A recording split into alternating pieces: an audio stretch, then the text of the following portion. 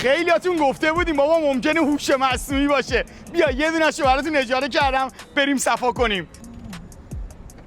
بیا بابا آمو اینو باز کن، من میخوام جلو بشینم.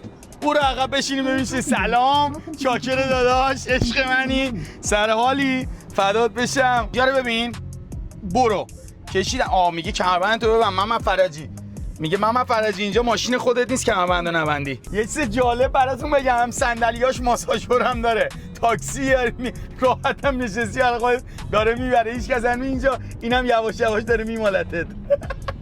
تنها سوالی که فکر منو مشغول کرده اینه که من نمیتونم با این بابا درد دل کنم و غیبت کنیم با هم دیگه. این یک. و دوم این که من بخوام پیاده شم باید پول چجوری به این بابا بدم.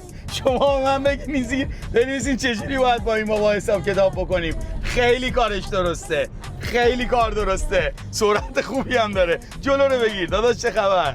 از خودت بگو برام چیکارا میکنی؟ ردیفی؟ ببینید توی دبی چقدر به فکر آسایش مردمن که همچین چیزی رو طراحی کردن. فرمونو بگیر داره میچرخه. آجی اینجا داره راهنما میزنه، اینجا زده استاپ. خیلی از راننده‌ها اینجا این استاپ رو وای نمیسن. برو عمو، برو داداش، برو.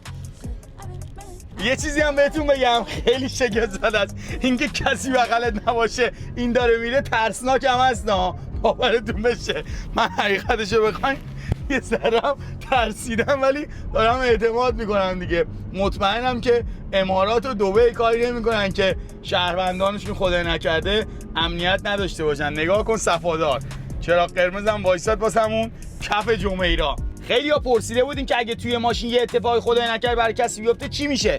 یه دکمه اینجا داره، این دکمه رو به محض اینکه فشار بدین سریع در کسری از ثانیه به کمکتون میان. یادتون نره من محمد فرجی روبروی برج خلیفه. اینم از آخر ماجراجویی محمد فرجی روبروی برج خلیفه که الان روبروی برج العربم. اینم راننده نداره، باهاش خداحافظی کنین. برو به امان خدا داداش، دست خدا به همراهت. پول مولم ازمون نگرفت، گفت امروز محمد فرجی مهمون منه.